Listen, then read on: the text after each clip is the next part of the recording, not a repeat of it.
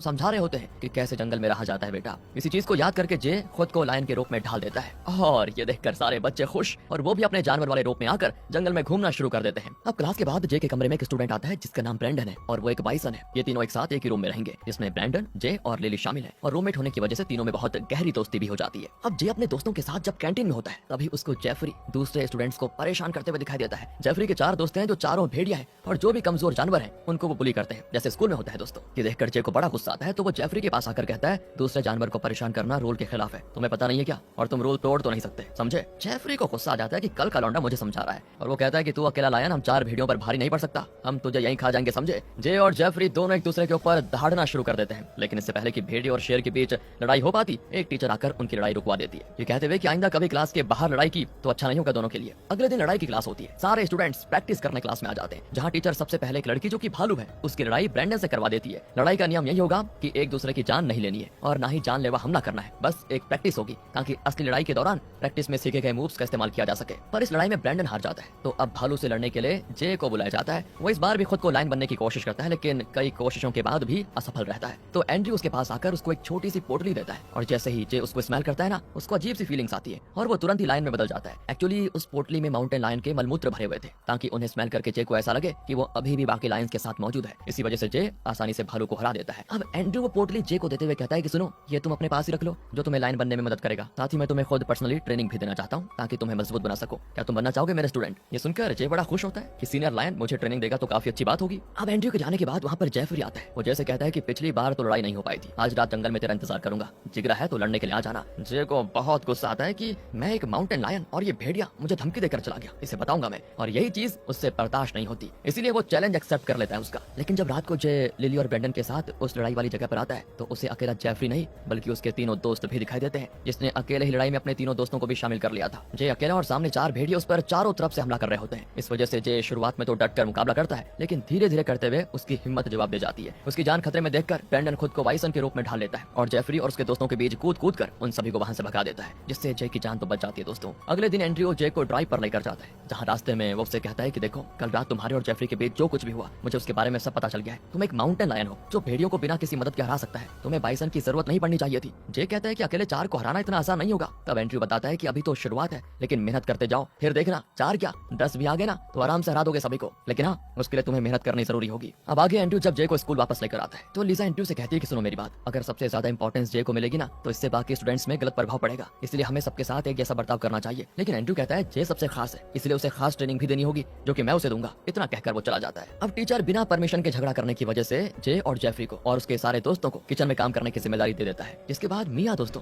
जे को चुपके से अपने साथ जंगल में लेकर आ जाती है जहाँ कुछ हाई स्कूल के टीचर और स्टूडेंट्स मिलकर मीटिंग कर रहे होते हैं। मिया बताती है कि ये सब हमारे स्कूल काउंसिल को धोखा दे रहे हैं और काउंसिल की परमिशन के बगैर बाहर जाकर इंसानों को परेशान करते हैं ये लोग। तुमने शायद देखा होगा आजकल जानवरों ने इंसानों और उनकी चीजों पर हमला करना शुरू कर दिया है, तो ये इन्हीं का काम है, ये इंसानों को परेशान करते हैं। जैसे कि पहले शिकारी वगैरह जानवरों को मारा करते थे ना, उसी तरह इन्होंने भी अपना मकसद बना लिया है इंसानों को परेशान करने का। तभी वहाँ पर उड़ते उड़ते एक बाज आता है जो कि कोई और नहीं बल्कि लिजा होती है, यानी कि वो भी दोस्तों इन सब में शामिल है। ये देखकर तो जे भी हैरान हो जाता है लेकिन उसको इन सब चीजों से कोई मतलब नहीं। जिसके बाद एंड्रयू जे को शिकार करने लेकर जाता है ताकि जे भी लायन की तरह शिकार करना सीख ले, और थोड़ी सी गाइड करने के बाद जे अपना पहला शिकार करने में कामयाब हो जाता है जिस चीज से वो बड़ा खुश होता है। ये बात जब वो अपने दोस्तों को आकर बताता है ना तो मिया उसको उदास मन से कांग्रेचुलेशन करके चली जाती है। जे को समझ नहीं आता कि इसको अचानक क्या हो गया। तब लिली बताती है तुम्हें पता है मिया सोचती थी कि तुम हमेशा यहीं रहोगे बाकी जानवरों की तरह और कभी भी असली शिकार पर नहीं जाओगे, और तुम गए थे असली शिकार की प्रैक्टिस करने क्योंकि पता है मिया के माता पिता को भी माउंटेन लायन ने हमला करके मार दिया, इसलिए वो तुमसे नाराज हो गई कि अब जब तुम शिकार करने लगे हो तो कहीं तुम उस पर भी हमला ना कर दो, इसलिए वो चली गई यहाँ से। ये सुनकर जे मिया के पीछे जाता है और उसको समझाने की कोशिश करता है कि देखो मैं किसी पर हमला नहीं करूंगा, लेकिन दोस्तों वो उसकी एक नहीं सुनती। अब रात के समय जे को जेफरी और उसके दोस्त दोबारा से फैक्ट्री की ओर जाते हुए दिखाई देते हैं, इसीलिए वो उनका पीछा करना शुरू कर देता है ताकि जान सके कि ये कर क्या रहे हैं। सारे भेड़िए गार्ड को डराकर वहाँ से भगा देते हैं और जैसे ही मशीनों की वायर्स खराब कर रहे होते हैं ना तभी जेफरी की नजर जे पर चली जाती है। ये देखकर वो उससे कहता है कि तुम्हारी हिम्मत कैसे भी हम पर नजर रखने की,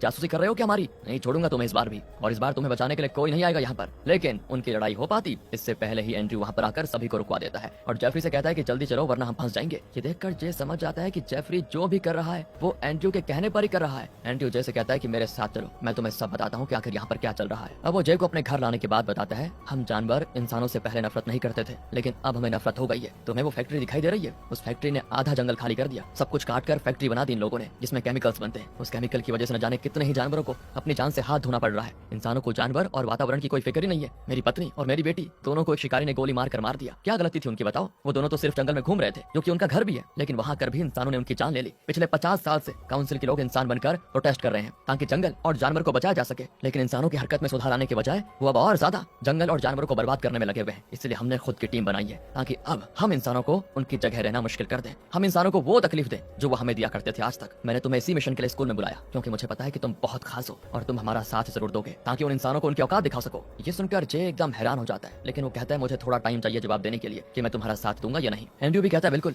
तुम अपना टाइम ले सकते हो, लेकिन जल्दी बताना क्योंकि एक बहुत बड़ा मिशन है जिसे पूरा करने में हमें तुम्हारा साथ चाहिए होगा। अगले सीन में लिली, जे और ब्रेंडन तीनों टीचर से छुपकर जंगल में खेलने आ जाते हैं, जहाँ ब्रेंडन बाइसन बनकर रेस लगा रहा होता है, पर भागते हुए वो खुद पर से अपना कंट्रोल खो देता है, जिससे होता ये कि वो सीधे सड़क पर चल रही एक गाड़ी से टकरा जाता है। अब ब्रेंडन को तो चोट नहीं लगती, पर गाड़ी के पर कच्चे उड़ जाते हैं, लेकिन किस्मत से किसी को चोट नहीं आई होती। वो गाड़ी किसी और की नहीं बल्कि जे के परिवार वालों की होती है दोस्तों, जो उससे मिलने स्कूल आ रहे होते हैं, और आते ही बेचारों की गाड़ी का उद्घाटन हो गया इस तरह से। अब जे के परिवार वाले जब उससे मिलते हैं तो जे को खुश देखकर उन्हें लग जाता है कि हमारा बेटा यहाँ पर बड़ा खुश है। वो उससे कहते हैं कि सैटरडे को हम हाइकिंग पर जा रहे हैं, तुम स्कूल से छुट्टी लेकर आ जाना, खूब मस्ती करेंगे वहाँ पर। जे मान जाता है। उसके परिवार वालों के जाने के बाद एंड्रयू जे को फोन करके कहता है कि क्या सोचा तुमने, सैटरडे को तो हमें एक मिशन पूरा करना है, तो क्या तुम हमारा साथ दोगे? जे कहता है कि देखो मैं ये नहीं कर सकता, सैटरडे को मेरा दूसरा प्लान बन चुका है। एंड्रयू कहता है कि तुम्हें फैसला करना होगा कि तुम इंसानों के साथ हो या फिर हमारे साथ हो। इतना कहकर वो फोन काट देता है। जे को भी बड़ा गुस्सा आता है इस चीज से कि आखिर एंड्रयू इस तरह से मुझसे बात कैसे कर रहा है। अब लिली और ब्रेंडन जब जे के पास आते हैं उससे बात करने के लिए, तो एंड्रयू के गुस्से की वजह से वो उनको चिल्लाते हुए वहां से चला जाता है और जंगल में आने के बाद जितना हो सके उतना दूर भाग जाता है। लेकिन जब वो एक जगह आराम करने के लिए रुकता है तभी वहाँ पर कुछ शिकारी आ जाते हैं जो अपने ड्रोन की मदद से जे को देख लेते हैं और उसके पीछे कुत्ते छोड़ देते हैं ताकि वो जे को मार डाले। उसके बाद वो शिकारी जे को अपने साथ लेकर जाएंगे, ये उनका प्लान है। और तभी वहाँ पर एक कौवे के रूप में एक शेप शिफ्टर आ जाती है जो कि उसी स्कूल की एक स्टूडेंट है। वो सबसे पहले ड्रोन को तोड़ती है और जे को गाइड करते हुए स्कूल की ओर लेकर आ जाती है। थोड़ी दूर भागने के बाद जब जे थक जाता है तो वो वहीं पर आराम करने बैठता है और तभी वो कुत्ते वहाँ पर पहुंच जाते हैं दोस्तों,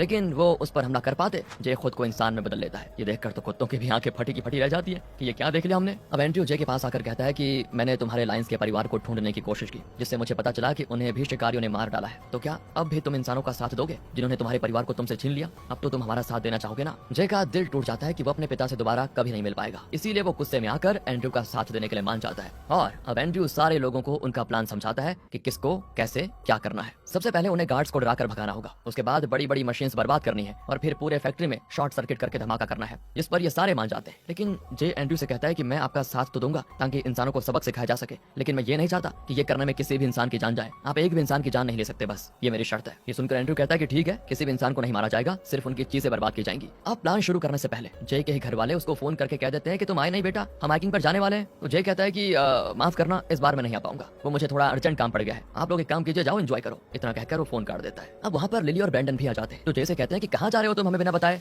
कब से तुम्हें नोटिस कर रहे थे हम, कुछ तो बात है जो तुम छुपा रहे हो। लेकिन जे कहता है कि प्लीज अभी कुछ बताने का टाइम नहीं है, मैं बाद में बता दूंगा। जिसके बाद जे एंड्रयू और बाकियों के साथ फैक्ट्री की ओर निकल आता है। अब एंड्रयू और उसके साथी जंगल में बनी एक पहाड़ी के पास आते हैं जो कि फैक्ट्री के ऊपर बनी हुई है। वहाँ उन्होंने ढेर सारी लकड़ियों को जमा करके रखा होता है ताकि उन्हें पहाड़ी के ऊपर से नीचे गिराकर सारी मशीन्स बर्बाद कर दे। लेकिन प्लान शुरू हो पाता, जे की नजर नीचे की ओर जाती है जहाँ उसके परिवार वाले हाइकिंग करने आए हुए थे। उन्होंने उसी जगह पर टेंट लगा दिया था जहाँ पर सारी लकड़ियां गिरने वाली थी। अब ये हुआ तो सभी की जान जाना तो तय। ये देखकर जे घबरा जाता है, वो सभी को रुकने को कहता है कि हम ये नहीं कर सकते, हमें प्लान रोकना होगा, पर कोई भी उसकी बात नहीं सुनता। वो तुरंत एंड्रयू को कॉल लगाकर कहता है कि प्लीज ये मिशन रोक दो, मेरे परिवार के लोग खतरे में हैं, तुमने कहा था कि इंसानों को खतरे में नहीं डालोगे। एंड्रयू कहता है कि इतने बड़े मिशन में कुछ लोगों की जान तो जाएगी, वैसे भी वो तुम्हारा असली परिवार तो नहीं है, फिक्र मत करो। ये सुनकर जे को बड़ा गुस्सा आता है कि ये क्या बात हुई, बहुत बड़ी गलती हो गई इस एंड्रयू का साथ देकर। वो अकेले सबको रोकने की कोशिश करता है, लेकिन अकेला वो कर भी क्या सकता है। तो तभी वहाँ पर लिली, मिया और ब्रेंडन आ जाते हैं, जिन्हें पहले से पता था कि जे टेंशन में है तो पक्का कुछ गड़बड़ है, इसलिए वो सभी उसकी मदद के लिए पहुंच जाते हैं। ये देखकर जे को भी सुकून मिलता है कि चलो कुछ तो साथी है मेरे। पर एंड्रयू के साथी अब उन सभी से लड़ने लगते हैं ताकि अपना मिशन पूरा कर सके। तब तक वहाँ एंड्रयू भी लाइन बनकर आ जाता है जो जे से ही लड़ने लग जाता है। इस लड़ाई के दौरान वो सारी लकड़ियां रस्सी से आजाद होकर नीचे गिरने लगती है। लकड़ियां जब नीचे जा रही होती है तब जे के परिवार वालों की किस्मत से दोस्तों नजर ऊपर पड़ जाती है, इसीलिए वो सभी वहाँ से साइड हो जाते हैं। लेकिन जे की छोटी बहन हेडफोन में गाने सुन रही थी, इसलिए उसको आवाज नहीं आती